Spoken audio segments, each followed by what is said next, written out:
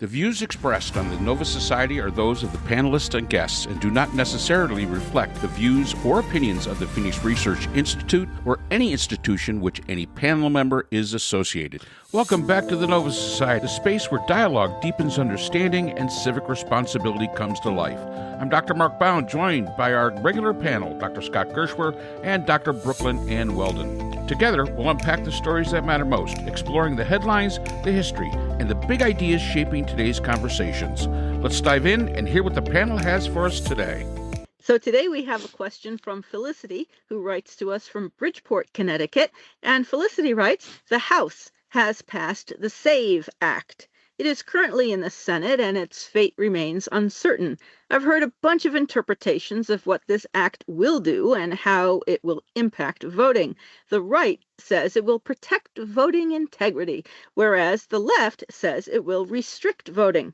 Please help me sort this out. Which is it? Everyone wants our voting system to be secure, and depending on who we listen to, the verdict is very different. I did see a report that the Heritage Foundation, as Scott would say, not exactly a liberal group, looked into voting irregularities and found only 7 instances over the past 10 years. I am a registered voter. I vote in every election. Right now, I have no idea if my voter registration in Connecticut is still valid. I'm being told that if the SAVE Act passes, I'll need a birth certificate and an up-to-date passport to be allowed to vote. Is this right? Do I need to re-register? Help!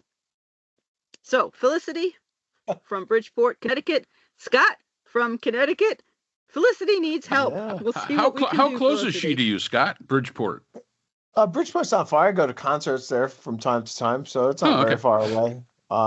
It's on the coast, it's on the Sound. There's a Bridgeport U. I don't know if it's still open or not. And I was up there in their offices, which overlook the Sound's very beautiful view from up there. Yeah, I mean it's a interesting town. It's a big, it's a big city type of place. But they've got great. We were just there recently for a jazz concert, and they've got really good restaurants. And actually, there's a guy in Bridgeport. He used to work at Peter Luger's in Brooklyn, and he went out to Bridgeport and started his own version of Peter Luger's, which name escapes me. Bro, what's the name of that place? Joseph? Oh, good. Yeah. I don't know if you guys are familiar with Peter Luger's, but if you're a steak eating person, that's where you want to go. Is that kind of like the Ruth Christie's? No, this is the real thing. With Chris's kind of like a bootleg version. Okay, got you. Gotcha. Like back in the day at Peter Luger's, they didn't even have plates. They just would put the steak right down on a table in front of you. That's how far back it goes. Wow. It's the real deal. If you're ever there, get the bacon. Really good. Anyhow, the SAVE Act is interesting. It's not even the worst of these bills that are coming from the House.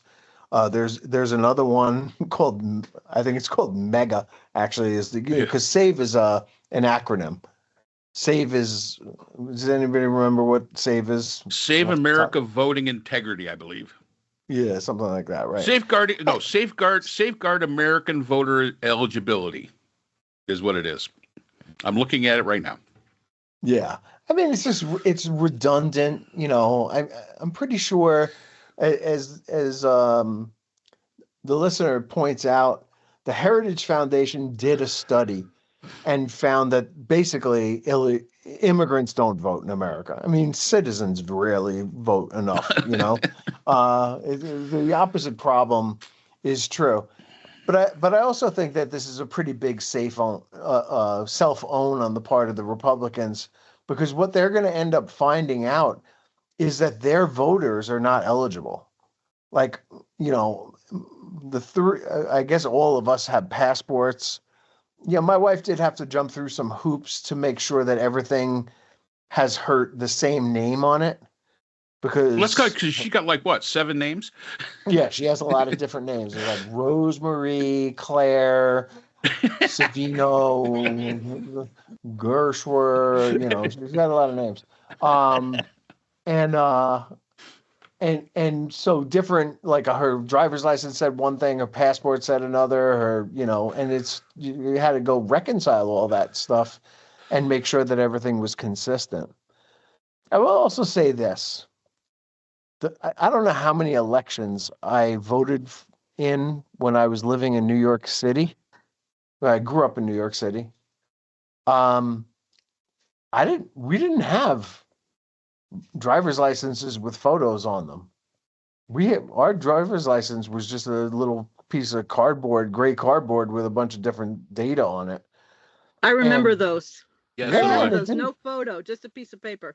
Right. I remember that. Nobody ever had any problem voting with those things. And there was no picture on it. I'm pretty sure, my driver's license now, and I don't know from when they started doing it in the 2000s, I'm guessing, does have a picture on it. But I'm not even sure that I've ever handed my driver's license to somebody at a voting place and they looked at my driver's license and then at me the same way that they do in like liquor stores and when you're entering into a country and they look at your passport and they look at your passport and they look at you and they look back at your passport and they go, okay, that's that guy, but yeah, it just seems it seems like a really stupid thing to do because it's going to make their voting harder. And they're more likely, at least in the midterms, to just say, screw it. It's too much trouble to vote. I'm not going to go bother. Because they don't have any passion on their side right now, as far as I can tell. The passion is what drives people to vote. And to get up out of your house and in the rain or whatever it is to go vote somewhere is a real act. It takes some effort. And if people find any kind of obstacle in their way, they will turn around and go back home and forget about it. Yeah. And I think that that's more likely to happen in rural America than it is in urban America. I think it's more likely to happen where people have to, wait on some kind of line for any length of time to go vote, which, has never been my experience. In New York or in Connecticut, pretty much voting takes about 5 minutes to do. I've never had to wait on a line for a long period of time.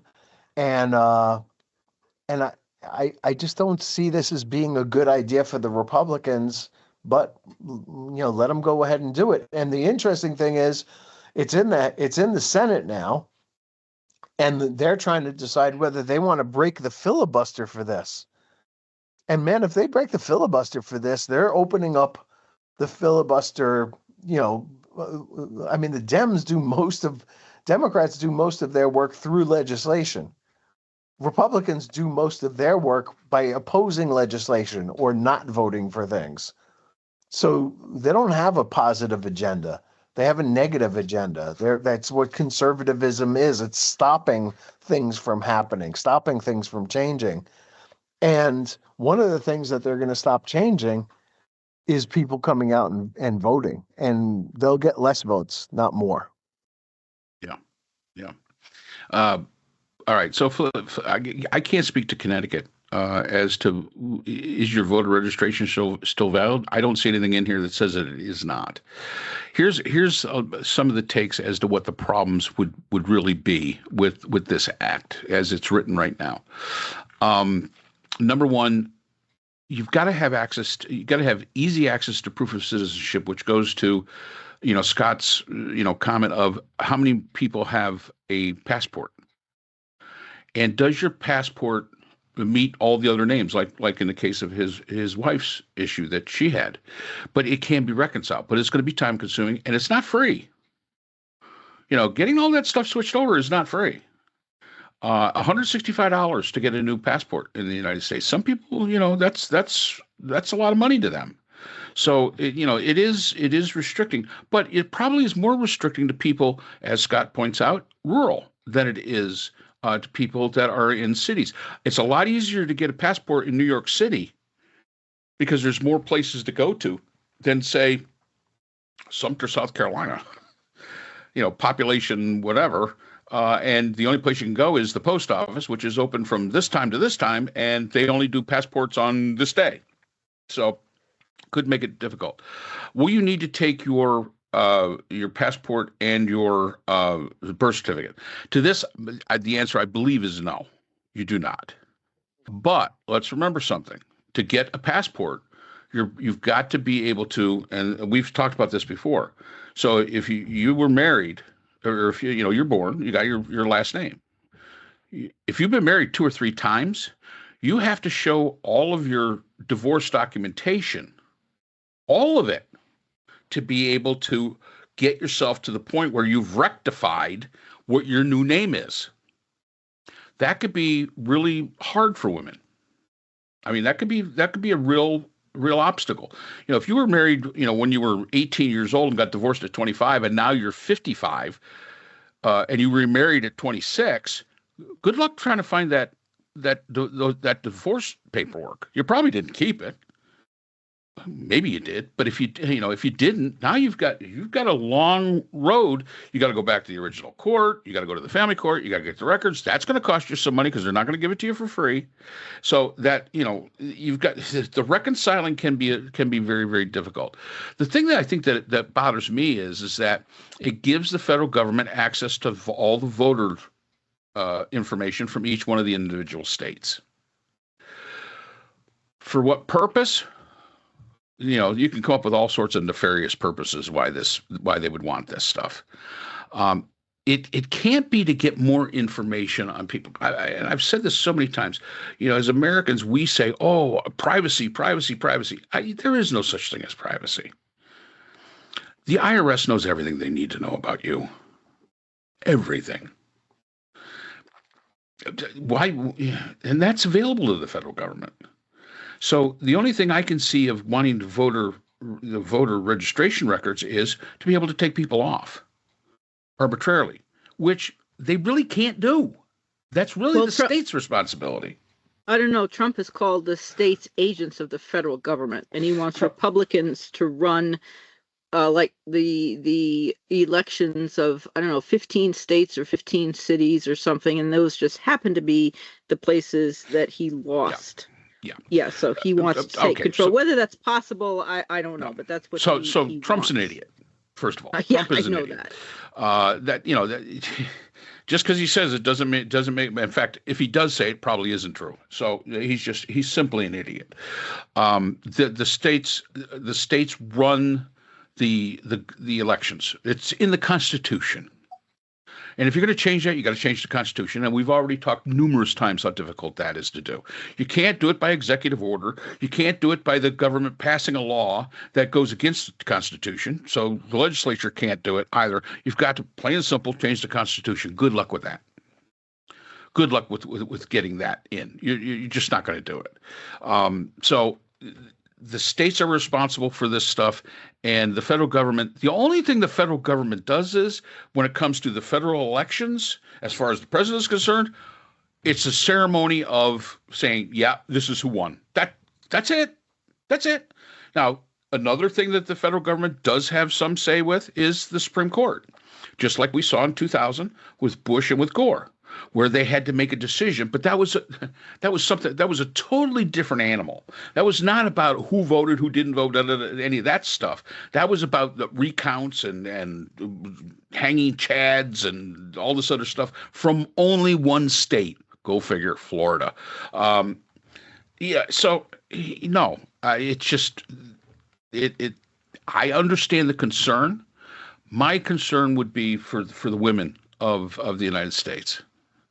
You could have a hard road. So if you've been married 2 or 3 times, you're going to have a hard road, because that driver's license and that passport better match up, because I'm going to guarantee your birth certificate doesn't. Yeah. So Felicity, as a woman, and as a person who is very alarmed about what's happening, what I do is I check my voter status. I look at the county. I mean, New York makes it easy. I don't know what Connecticut does. Scott might know. I look at my like voter status for the county, or my voter. Anyway, I look it up online, and I can see that I'm registered to vote, and that I'm still registered to vote. I look at my local polling place, and and that I'm still registered to vote, so that's fine. So if you see that you are registered in your local for your local place, then you don't need to re-register. You can also call, I think your local polling place, there should be somebody that you can call and talk to, or you should be able to find it online and see whether you're still registered. I would absolutely, if you do not have a passport, I would absolutely get one. And you can start off, and certainly there are costs, as Mark said. If you've had a passport that's expired or you've lost it, then you are reapplying. And that actually is somewhat easier, I think, than getting an entirely new one, because your old, you will be in the system somewhere. But you can write down what your circumstances are. Just, take notes of how many, if you've been married before, and how many times, and where you were divorced, if you've moved, and then make phone calls. Look up the places online and make phone calls into the clerk of the court, the surrogate's court, I think it is, and see what it costs to get a copy certified, as they'll want original. So, a certified copy or two, if you can afford to, one to keep in case you need it, of your divorce decrees, and then have them mailed to you. And slowly you can accumulate the documents that you need. Vital records will have a copy of your birth certificate, and make sure everything matches. If you need a new birth certificate, then you would have to apply for a name change. You can get that, I think, from the DMV. I don't know. I had to apply to New York for a name change, and when I applied for an updated birth certificate, I did it incorrectly, and they sent me a new paper, a new document to fill out along with the mistake I had made, an indicator of what mistake I had made. So I had to fill out the paper again and then send it back to them. But I was born in Manhattan, New York, and I'm not driving from the western part of New York State. It's like 6 hours one way, and I'm not driving to New York City. So I had to do everything by mail. And it's important to remember, each state has its own rules for all this stuff. Exactly. So you have to go. So what's good in Connecticut is different than what's good in New York, is different than what's good in South Carolina. It's going to be different all the way through. And, the important thing here also is we've had 60 presidential elections since the founding of the country. This only came up because one guy lost. Right. And all of a sudden, the system is broke. You never heard this before. But you still want a passport in case you need to leave. Well, you want a passport, yeah. Point. Yeah, absolutely. In case ICE pulls you over, in case you need to leave the country, get yourself a passport. Yeah. Then you've got it, and if anything happens, you can go. Yeah. So, sorry, Felicity. This is going to be it may be, I don't know what your situation is, but this may be, you better get started on it right now if you don't have all this stuff, because the election in 2028 is unfortunately coming up quickly, not quickly enough in my mind. But to get yourself squared around. Yeah, all that you have to do is go to or call town hall and ask for the registrar of voters or whatever it's called, and say, am I registered to vote? And if you voted before, you should be in there. You should be perfectly fine. I don't think this, everything I'm reading here does not take away your voter registration. This is talking about new registrations, and what you've got to show when you go to vote. Right. The mega one, the next one that the House is going to vote on probably, right, will actually require probably most people in the country to re-register to vote. Because what this bill does is it turns all that information over to DHS. Right. And they want to make sure that they know where everybody is and what they're up to. And it's just completely intrusive for no reason at all. Yeah. And this mega bill, what do they require to re-register? I think what they're asking for is Passport. birth certificates, but I suppose the passport would be enough.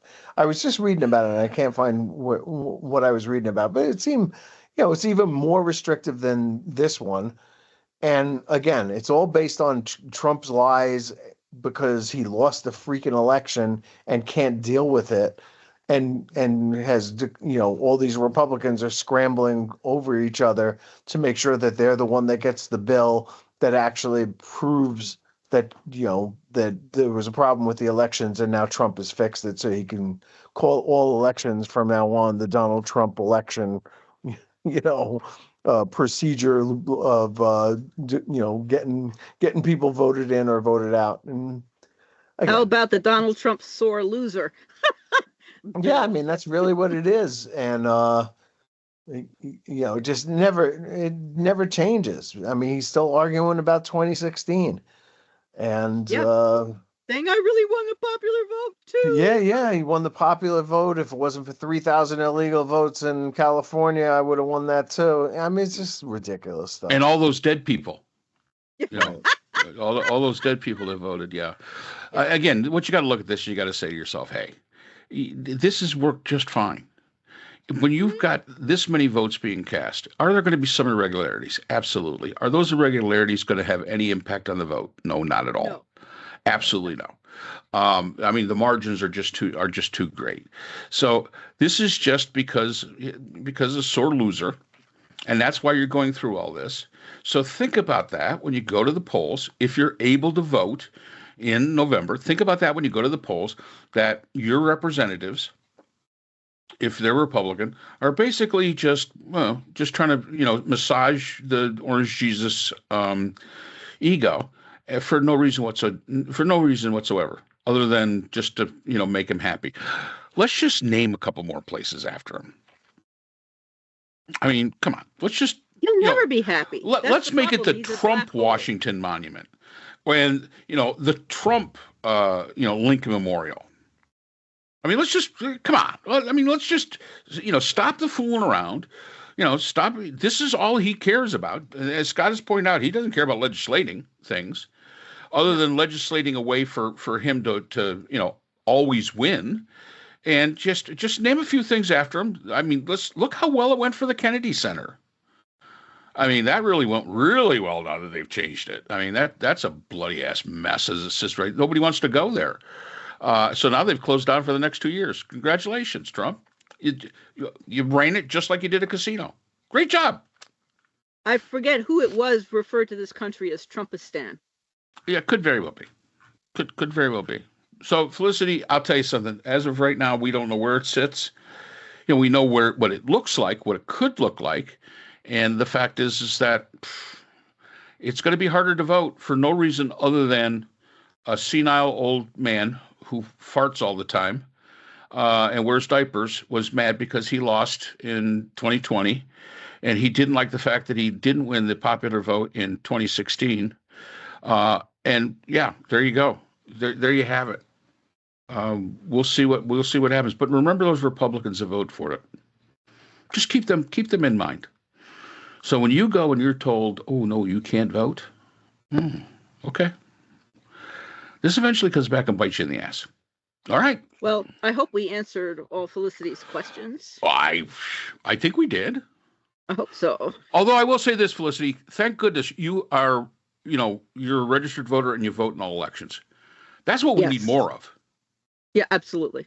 We need more people that, hey, this is my civic responsibility. I can't bitch about it if I'm not in it. So, and you go there and do it. And I hope that you get everything you need to be able to continue to vote, even if you're voting Republican. I don't care. I mean, the fact is as long as you're going and participating in the process, that's all that matters. And Scott's right. Go down to your town hall. Ask them. Don't listen to us. Don't listen to, Fox News or anybody else. Don't listen to any of those yo-yos. Go down and say, listen, I want to know, am I registered to vote? What do I have to do anything? Please. And they have to tell you what you got to do, if they even know at this point in time, and just do what you got to do. Okay. Yep, very good. And that's all the time we have for today's episode. The Nova Society is a production of Nova Society Media, a division of the Phoenix Research Institute. We want to thank our production partners, Buzzsprout, who hosts the Nova Society, Audacity, our editing team, Apple Podcasts, the largest source of podcast and music online, Spotify, the most popular platform for the Nova Society, and iHeartRadio, your destination for all things music and podcasting. The Nova Society is available on all of these and other quality platforms listed in our description. And most importantly, we want to thank you, our listeners. Without your support, the Nova Society could not be possible. If you haven't already, please consider subscribing on the platform of your choice. It's easy, it's free, and helps our channel grow. For questions or comments, you can reach us at nova.society.podcast@gmail.com. So on behalf of Dr. Brooklyn Ann Weldon, Dr. Scott Gershworth, and all of our production partners here at the Nova Society, I'm Dr. Mark Bound. Remember, the true power of society is knowledge. Thank you for listening, and we hope to see you again next time. Hi everyone, this is JJ, the co-founder of Good Pods. If you haven't heard of it yet, Good Pods is like Goodreads or Instagram, but for podcasts. It's new, it's social, it's different, and it's growing really fast. There are more than 2 million podcasts, and we know that it is impossible to figure out what to listen to. On Good Pods, you follow your friends and podcasters to see what they like. That is the #1 way to discover new shows and episodes. You can find Good Pods on the web or download the app. Happy listening!